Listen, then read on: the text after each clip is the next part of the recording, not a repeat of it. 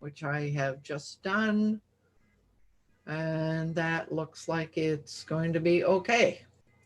Now, I need to change a few things, but first I want to make sure that I know who's here. I see Nancy is here and Paul is here. So one of the first things that we are doing lately um, is rather than taking up the time for everyone to introduce themselves, um, it's my job to introduce everybody. So I'm going to start at the top of the alphabetic list this morning. So that puts you first, David. so David is in Illinois and he creates affordable websites for small business. And then we have Fred Jones, who is in BC, here in Victoria, and he facilitates leadership and community building for youth. And let's see who's next. Javita Rain, who is in India, in Mumbai, and she teaches and promotes yoga and Reiki, both in person and online. And I have Nancy Kreitz, who is also here from British Columbia in my neighborhood. And she guides people toward being pain-free through Qigong counseling and Usana health products. And then we have Mexico's Nathan Siegel, who guides writers through the creation of a book. And then we have Paul Murray, who's also in our neighborhood here in Victoria. And he helps startups turn ideas into profitable action. And then we have Vivek Rao, who is in the UK, and he simplifies life and business by unifying different techniques, technologies, and developing software. And finally, I hope I have everybody who is here. I haven't missed anyone. And finally, I'm Lolan Fuglsang. And I decided to tell everybody what I'm doing. And I've created a new title for myself. I'm going to call myself the Elder Website Geek. I love helping retirees who want to create an online business. So I see David waving, and David, we see your big D in the middle and you all around it. So I see just me there, and my logo there. off to the left up above. Yeah, you're okay now. Okay. So I wanted to say that we are streaming. We go all the way to the website, and it's on you and not on the last speaker. Really? So you solved both problems. Well, I didn't solve it.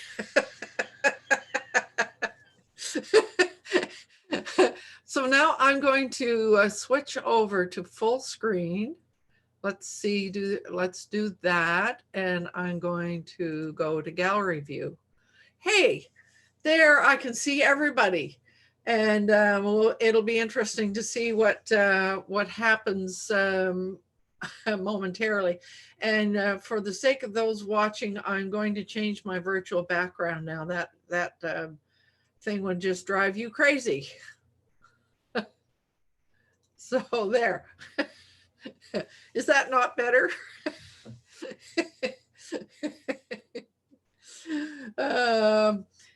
So this morning we thought we would have a conversation, a discussion about how to attract visitors to your website. And just by way of context, I guess it was last week we were talking about all of this live streaming and how to do it and so forth. And we got onto the topic of simulcasting.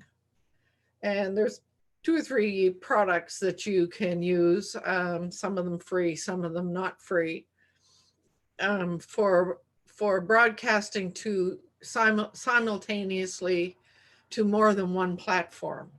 So meaning that with those products you could live stream to YouTube and to Facebook and to Twitter.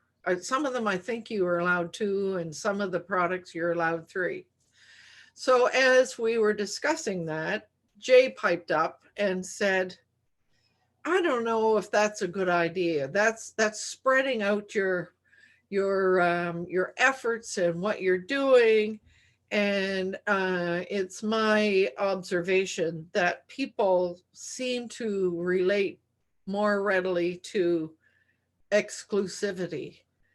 And then we got into, yes, and scarcity and all of that.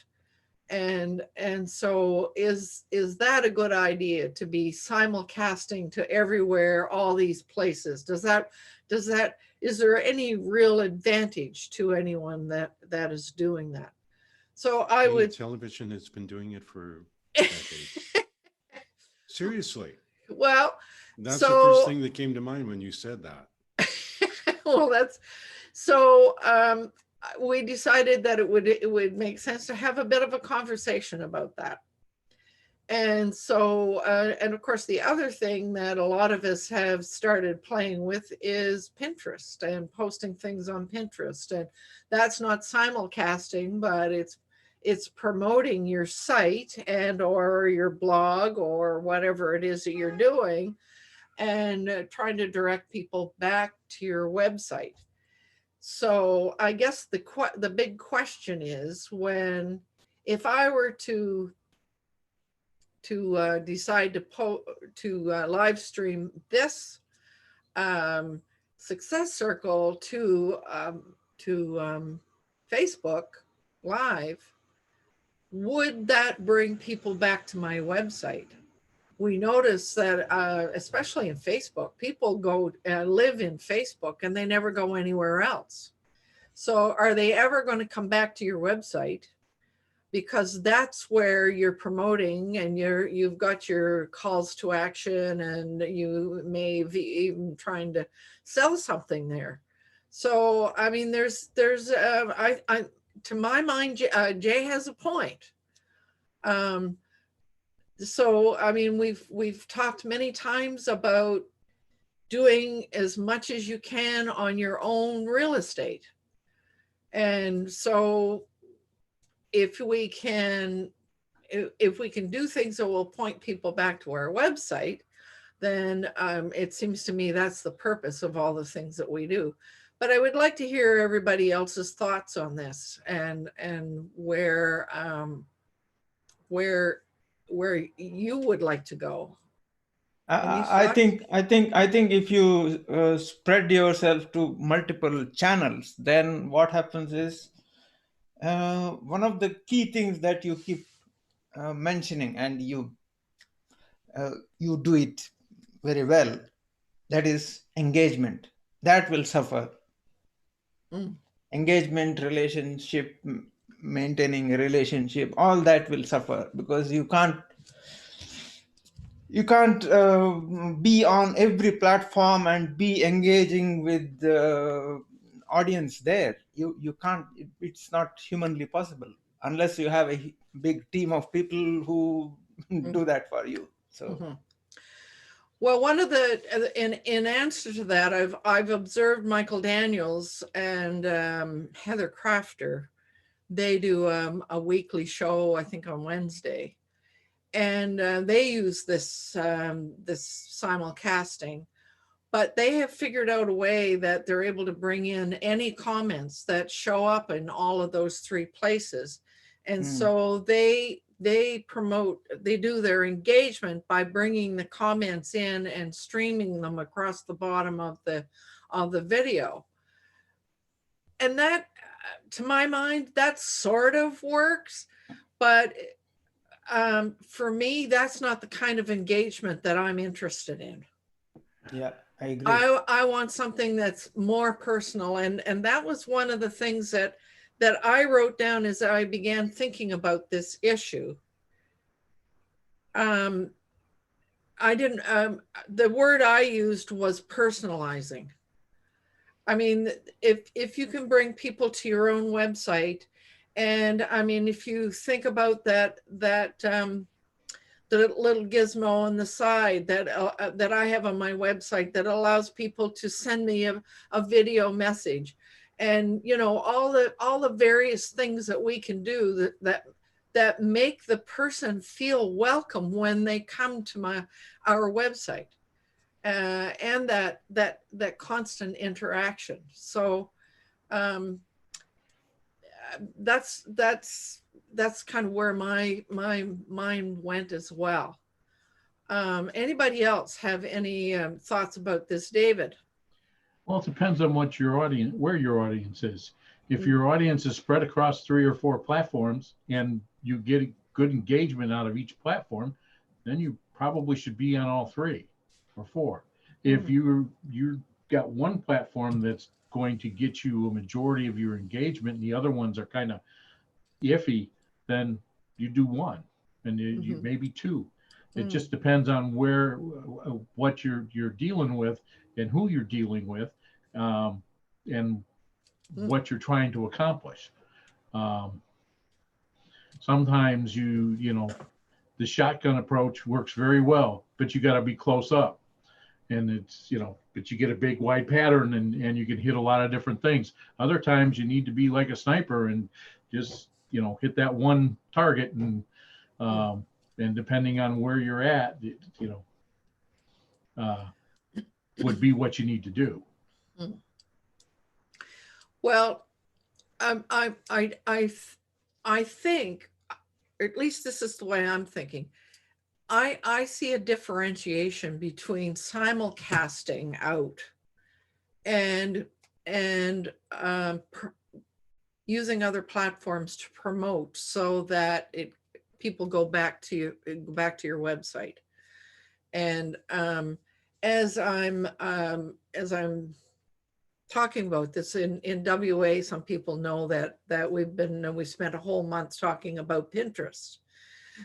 So last week, I did what Jay recommended. I went in and I spending a $1 a day, $1 a day for 7 days to promote one pin.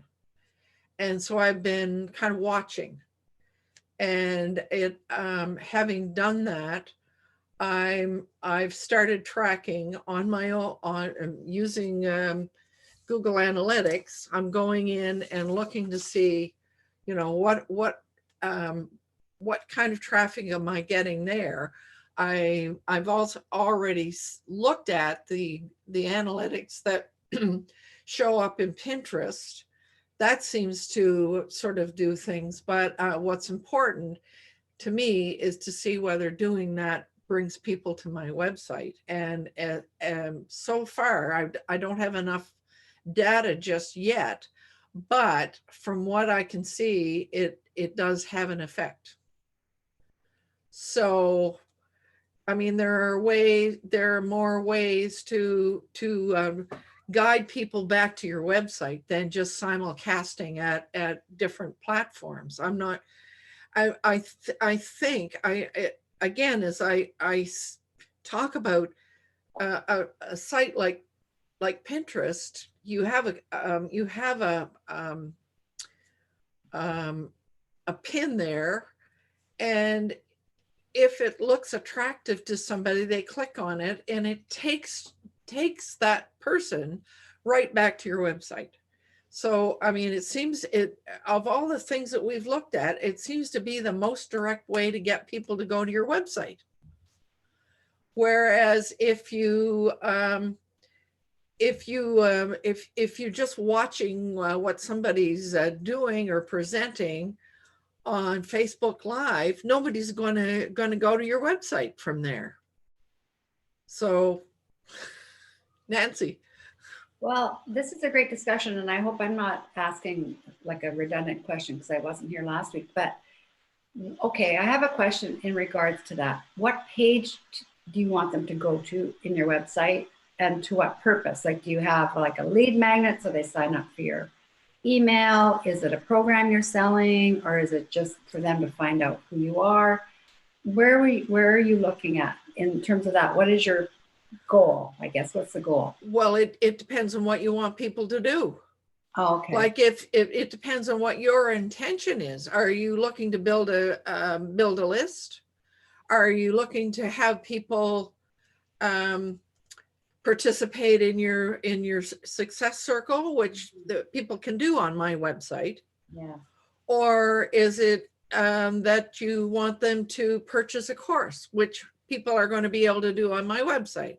Okay. So, it depends on what your own intention is.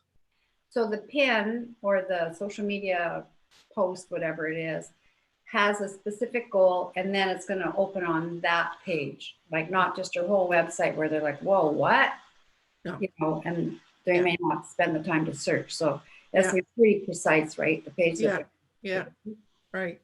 Okay. So, no, I mean, I didn't mean for us to get off on the Pinterest thing, but it seemed to me that there was a good comparison, a contrasting comparison between, simulcasting to Twitter or simulcasting to all of these things, and what do people do when they watch you on those sites? They don't go to your website. Well, it might be interesting. I don't think. It might be interesting to do what you're doing on Pinterest in some way, like say you're using one of those things like Later, where you can put simultaneously, you're sending out the same post to Twitter, Facebook, Instagram, whatever, right? Pinterest, and then see which one of those platforms do you get the most response from? Because it's hard to know. Like, it's really hard to know where to focus. Because the demographics, are they true? That Instagram's for younger people, Facebook is for who? Nobody. It's hard to know. It is hard to determine. I see David waving there. Yeah, it depends on, I mean, the show that we're producing. Right now, we're producing an educational show, and we're not looking to try to drive people, at least very hard, to any of our websites. We could change that to be where we're selling like Jay can do his radio voice, and whatnot, and and sell all of our websites for the whole half hour that we're on, and we would drive traffic to that, if we got the people looking at it. It just depends on what you're trying to do. We're just trying to educate people and show them, the way and how to do things. And we don't put a lot of emphasis on going to our websites or to your website to learn things or to do your courses or any of that. So it's how you promote. I watch some of these webinars in real estate, and these guys are, they've got it all down pat. They're trying to get you to sign up for them. They spend 45 minutes telling us that they have the best product and that they're doing it the best way, and they're doing, and they're doing this and they're doing that and so forth and so on. And then the last 15 minutes or last 10 minutes is hard sale. And they get people to sign up. They have they do the limited countdown. We've got 10 seats available. You need to be the first one in. We've got, you need to sign up for this great price for the next 30 minutes and it's gone, and so forth and so on. So that's the scarcity part. Yeah. So some people relate to scarcity, I guess. Oh yeah. I mean, but they're actually selling. Their whole purpose is selling what they're doing and their process or whatever they're trying to sell. Anyway. Paul, I see you waving. Yeah, I take what Dave said just one step further. I think you have to understand why you're doing what you're doing. And we know the buying process is really dead simple. People have to be aware of your product or service. They got to trust in it. They've got to want it. And then they have to want it now before they ever get to the point where they're going to buy it. Mhm. And so the reason that you're doing what we're doing now is probably the first sort of 3 steps there: create awareness, create trust, and get people interested in wanting something. Mhm. So I think that's what the general platforms do.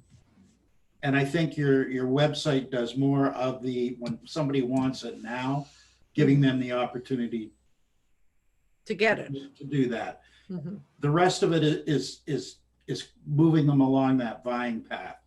The challenge is to see if they're moving, and Mhm. if not, why aren't they moving? And it may be the nature of the presentation, or it may be where it is.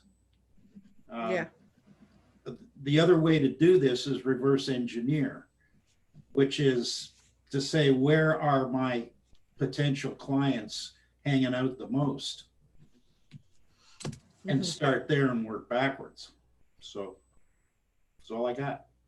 Well, and that's what we're what Nancy was asking. You know, how do you find out? How do you find out where your target or where your clients are? You But just do it. yeah, it's a testing process, isn't it? Absolutely. Yeah.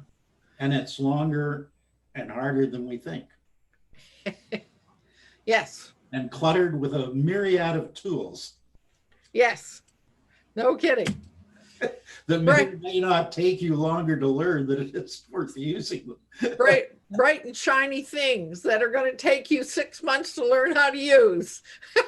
And be obsolete when you figure it out. Once you figure it out, yeah. So, Jay, welcome here. And I wondered if we were talking about what are whether we want people to stay where they are. Like I was saying, people will tend to stay on Facebook and never leave. And whether our intention is in all of the work that we're doing is to lead people back to our website, where we can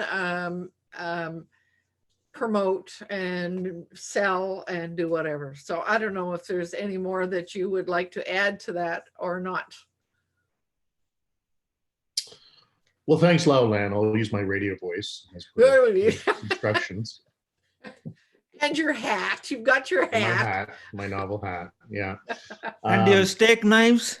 And my steak knives. That's right, Vivek. But wait, that's not all. Where's your mega hat? So, there's this new trend called blogging, or actually, I think it's called blogging. I'm not quite sure what it's called, but I don't know if the G's are soft or not. But I think content, wherever your content is, you need to establish a base camp. Okay, so, and I prefer to have my base camp on my own website, on my own land. Now, so I've got my base camp, so that will be my website or my blog. And then once I create my blog, and I do something called keyword research, which is trying to determine what keywords people are using on Google, and then putting myself in front of putting my website in front of that search result. So then that way they come to me through Google search. So that's just one method. Now, another method would be still having my base camp, right, for my blog, for my content. Then I can go to various places, various social media networks, Pinterest, Facebook, wherever, and bring them to my blog and bring them to my content. From there, so it's like I'm pitching a tent on my home base, and then I'm calling out with my megaphone, say, hey, come on over, check this out. Like the getting up on my soapbox and saying, hear ye, come on over. And but the point is, you want to bring people to your land, right? Versus you going to leased land, because it gives you the most amount of power, and it gives the opportunity to build trust and creates a distraction-free environment because they are completely immersed in you and your content and your brand.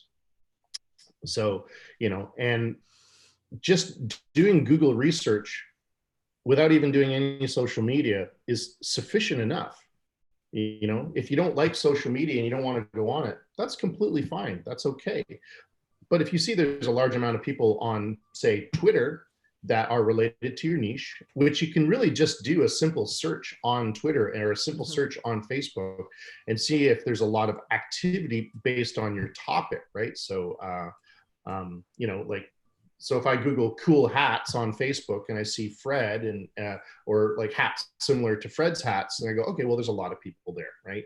I'm going to see if I can bring them back to my blog and go from there. Or more specifically, if I'm looking for homeschooling parents, I'm going to go look in these different sources, right? I'm going to look in, maybe I might even think I might look in forums, right? Because I think maybe there's actual forums that still exist, or bulletin boards, however you want, message boards, however you want to call them, that still exist for homeschooling parents, you know, or networks kind of thing. But I'm going to try to bring them to my land and my base camp, because my tent is large enough, lots of people can come in and read my content, you know. But that is the number one goal, is out of anything in terms of getting traffic, organic search traffic is by far the best. The other cool thing about it is if someone likes your content, they are going to share it on their social network. So if I come to your blog and I go, wow, that was such a great blog, I want to share that with, you know, with Fred, or I want to share that with Ralph. Oh yeah, they're on Facebook, so I'm going to go just post that message over on Facebook. Right? So you're building a tribe and you're building a marketing team based on how awesome your content, that where people came in from Google in the first place. So, you know, at the end of the day, I think Google is the best social network to work with. And often we don't think of Google itself as being a social network, do we? We don't think of it that way. I mean, they've taken it, you know, they tried it, and obviously they decided that it's not going to stay, but it's still a social network, because you still are, you know, people still are using it. You know, humans are using it, and they're going to certain places as a result of their search engine. Yeah, so that's true. Yeah. But at the end of the day, it's all about finding keywords that people are Googling and putting your website in front of those keywords by writing content based around that particular keyword. So for example, like Nancy is a USANA representative. So she's been writing about USANA vitamins, right? And reviewing the vitamins and doing comparisons. And that's bringing traffic to her website. That's bringing traffic to her site, where she has the opportunity to educate her audience about these vitamins, and then these people can then make sound decisions based on the content that she's written. Yeah.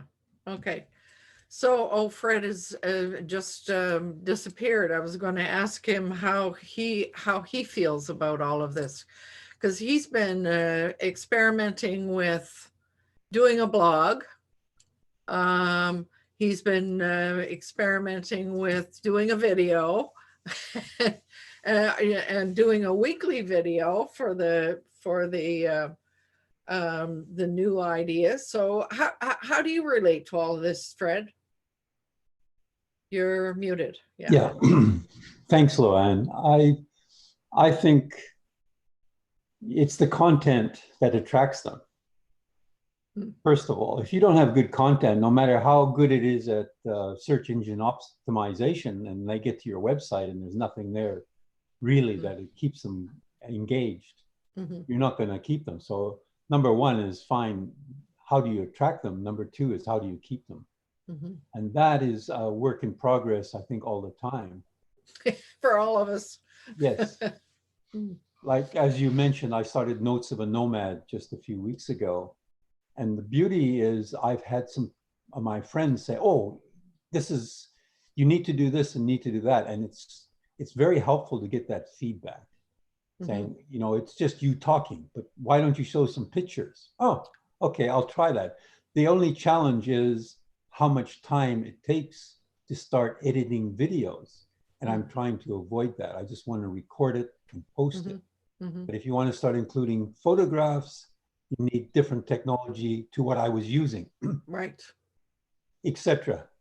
Yes. However, I really appreciate the feedback that people are giving me about it, so that I will, as I think Jay said, other people will say, hey, that guy over there, he's interesting. Why don't you look at him? Here's a link. And that's what I think we're looking for, is people like your content. And so I think the content is very key.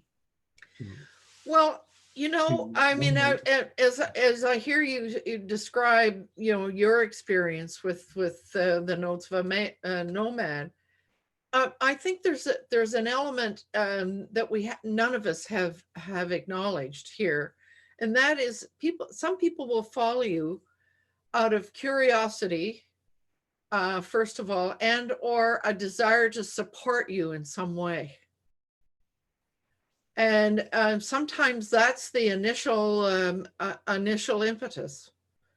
And then it's up to us to provide something interesting enough to bring people back or keep them coming back or whatever. But I think people do initially start out sometimes by just following and as a way of supporting. Well, I agree with you, because sometimes you never know where it's going to take you. You think you have something of interest. However, as you get feedback from your audience, you find, oh, this is what not what I thought they were interested in. They're more interested in this area, and that's where you're getting your feedback and your concentration, and then you attract an audience in that particular segment of your target market. I mean, so we're not using shotgun, but you have to start and be honest and down to earth and not too professional. Like I've been posting videos previously, and one comment was, those previous videos compared to the current, there were different objectives, are totally different, and you're a different person. And we like the real you, not the professional you. Yeah, the professional you. And that's, you know, that sort of feedback is very interesting to see where it might go. I have no idea where it will go. But I do suspect if I do make it attractive, it will go somewhere. And I'm not sure where. I mean, I've had people say you should write a book. That's nice to say, but writing books is not easy. Anyone who's done it realizes that's not something you say, oh yeah, I'll write a book. Wow. That's anyway, whatever it takes. That's Nathan's bailiwick. Yes. He's the expert in that one. So, and also that lady that you had, who helps people write her books. Remember? Yes. She's very, very phenomenal. So that's the kind of person that you probably would ultimately go if you want to write a book, which I would not say is something you should take lightly. Well, there are lots of ways that you can write a book. Sorry, Nathan, I can't hear you. You're very quiet. It's really weird. I just turned up my microphone. Anyway, there are lots of ways to write a book. But when people think about it, they usually think about sitting down and writing for hours on end. But that's just one way. It's not the only way, and it's not necessarily the best way. I mean, I have a method of showing people how to write a book where you can do it in a fraction of the time, like maybe 10% of what it would take to write a book the so-called normal way. Oh, and there's a lot of facilities. Dean Jackson, for example, has the 90-minute book. All you do is talk all your ideas, and they'll take everything you've spoken, and they'll produce your book. Yeah. So there's a whole variety of ways. No, I agree with you, Nathan. There's okay. Right. You just my 2 cents for what it's worth. Right. The 19-minute book is yes.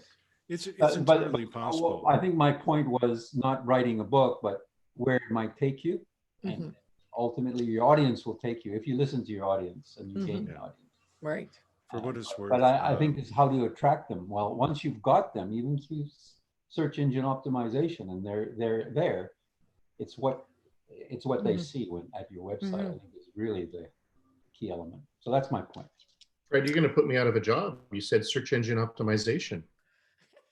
That's pretty darn good.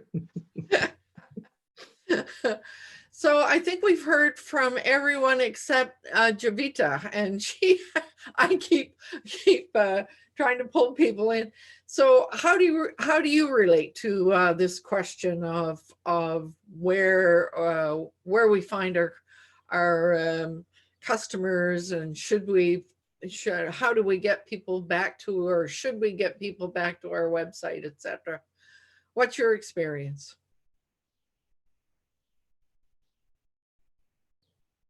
Oh, we're not hearing you. Even though it doesn't. Now? Oh, there. Okay. So I think we create content or we write blog for the people, for our followers. So it is important to find out where our targeted audience is. Mm-hmm. And that's why it's important to go through all the social media that's available. When we join WA, we try to on different social media platforms, like we sign for Facebook, Twitter, and all that. Mm-hmm. But then it's ultimately, the goal is to find out where our targeted audience is. And Mm-hmm. once you find out that social media platform, I think it will help you to bring back your audience to your website. Mm-hmm. And I think that's the main goal why we create content. Mm-hmm. I think it sounds like I think we're all pretty clear on the fact that it is important to bring people back to our website. Yeah. Okay. And it's 9:37. So I think that it's time for us to stop recording.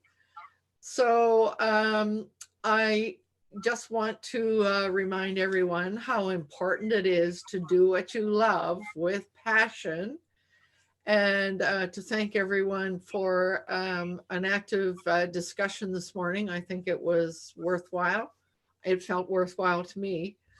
And I just want to, I want to thank everyone for coming, and both here and those who are going to be watching later.